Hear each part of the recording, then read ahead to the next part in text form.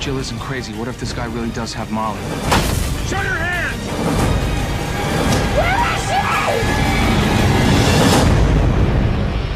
Well, first of all, I saw the movie last night. I was honestly so scared. I left looking over my shoulder, and I kind of want to know. I felt like I should take a self-defense course afterwards. What do you in the morning wake up to and feel like very fearful of? Time. You know, it's really funny. Actually, I've been waking up not knowing what day it is. Every single day, it's like, okay, my alarm's waking me up for this time. Why? What do I need to do? And I cannot remember, and I don't know why, and it's scaring the crap out of me.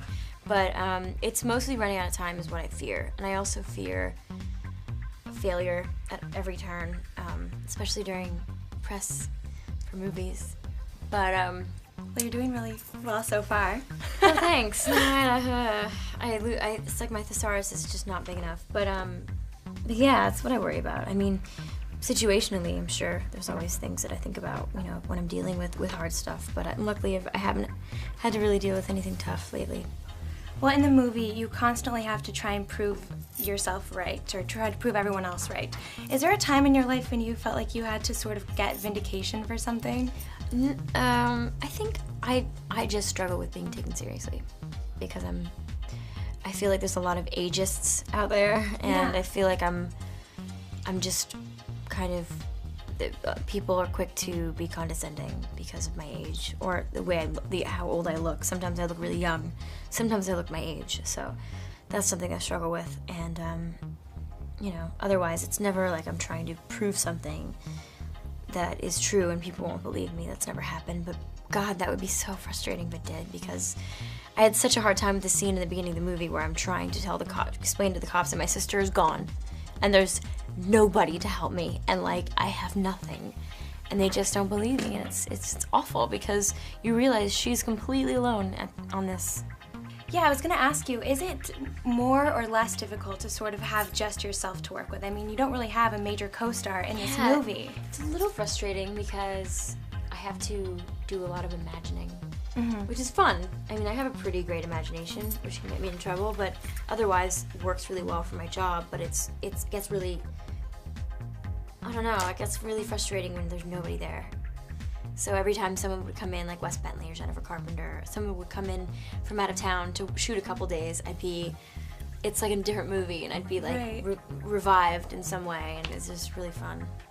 Well, we saw your film screen debut in 2004 with Mean Girls, and now fast forward 8 years later, and you, for lack of a better word, have had badass roles in the past year. I mean, Red Riding Hood, In Time, Now Gone. We're going to see you in Les Mis coming up, and obviously the Linda Lovelace biopic. What would yourself today say to yourself on the set of Mean Girls in 2004? Oh God, so many things. I'd be like, it's okay, sweetheart. You're gonna be fine. Just be yourself. Be yourself. Don't try to impress anybody. Don't work overtime to be what everybody wants you to be. Just be yourself. Be happy being yourself. And God, I just wish I could turn back time for just a minute. But because, I mean, it was hard on my first movie. I was really excited, and I still have that same feeling every time I come to a new set. I'm still really excited, but now I know what I'm doing. Like, technically, I know what my job is, and as an actor, I know that I have the leeway to try different things. Whereas before, I was so stiff. But I had the most fun because I was like, this is amazing. I'm on a movie set with like Lindsay and Tina and Lacey, and I'm just now. Fast forward, and here you are. Yeah, no, it's nice. It's nice never to have expectations. So when I get to a place that I really like, I'm like, oh, cool, this is awesome. Didn't expect this. Dead, buried at the bottom of some hole, along with all these other girls that nobody's looking for. So what if Jill isn't crazy? What if this guy really does have Molly? Shut your hands!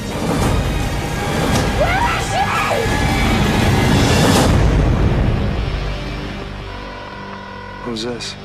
You know who I am. And I know who you are.